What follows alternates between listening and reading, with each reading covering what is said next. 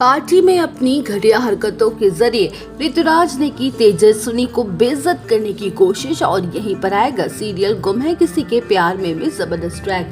जी हाँ दोस्तों, अब शो के अपकमिंग ट्रैक में आप देखेंगे कि जहां नील अपने पूरे परिवार के साथ पार्टी में पहुंच जाता है तो वहीं पार्टी में सभी लोग खुश हो रहे होते हैं और एंजॉय कर रहे होते हैं। जहां नील के कलीग्स तेजस्विनी की तारीफ करते हैं कि तेजस्विनी कितनी सुंदर है और उन दोनों की जोड़ी कितनी खूबसूरत लग रही है, तो वहीं ऋतुराज को उन दोनों की तारीफें बर्दाश्त नहीं हो पा रही होती है। जहाँ ऋतुराज अपनी बदतमीजियों पर उतर आता है और तेजस्विनी को सबके सामने नीचा दिखाने के लिए वो तेजस्विनी के पास जाता है और उसका हाथ पकड़ के जबरदस्ती उसे अपने साथ स्टेज पर ले आता है। तो वहीं ऋतुराज की हरकतों को देखकर हर कोई हैरान रह जाता है। जहाँ तेजस्विनी को देखकर ये साफ साफ समझ आ रहा होता है कि इस सिचुएशन में वो खुद को अनकंफर्टेबल फील कर रही है। वेल, शो के अपकमिंग ट्रैक में आप देखेंगे कि जहाँ ऋतुराज को इन सब से कोई फर्क नहीं पड़ता और वो बार बार तेजस्विनी के हाथ को कस कस के मरोड़ते हुए नजर आता है, तो वही ऋतुराज तेजस्विनी को ब्लैकमेल करते हुए ये कहते हुए नजर आएगा कि अगर आज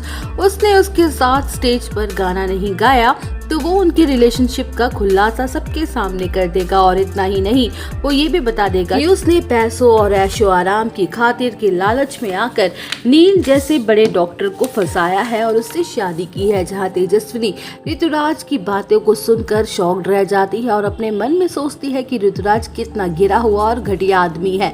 तो वहीं तेजस्विनी बड़े ही एटीट्यूड के साथ कह देती है कि तुम्हें जो करना है तुम शौक से कर सकते हो, क्योंकि मैं जानती हूँ तुम जो कुछ भी बोल रहे हो वो सर से पांव तक बस झूठ है। मैं तुमसे नहीं डरती हूँ, तो मुझे ब्लैकमेल करना बंद करो और जिसको जो बताना है शौक से बता सकते हो।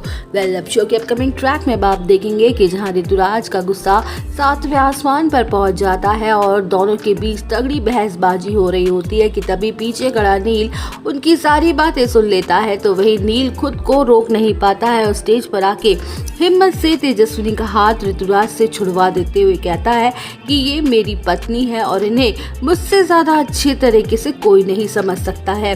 यूं जबरदस्ती इनके साथ इन्हें स्टेज पर नहीं लाना चाहिए था और ये अच्छी बात भी नहीं है। आखिर इनकी मर्जी भी इम्पोर्टेंट है। जहां नील इनडायरेक्ट तरीके से ऋतुराज की बेइज्जती कर देता है और ऋतुराज को शर्मिंदगी महसूस हो रही होती है, तो वही नील तेजस्विनी को स्टेज से ले आता है और ये साबित कर देता है कि वो तेजस्विनी से कितनी इज्जत करता है और उसका कितना ख्याल रखता है। जहाँ घरवाले ऋतुराज के तमाशे को देखकर हैरान हो रहे होते हैं कि ये किसी को क्या समझ नहीं आ रहा होता कि आखिर क्यों ऋतुराज तेजस्विनी को टारगेट कर रहा है। तो वही तेजस्विनी नील को यूं सपोर्ट करता देख मन ही मन उससे इम्प्रेस होने लगती है। तो दोस्तों, और अपडेट जानने के लिए बने रहिए हमारे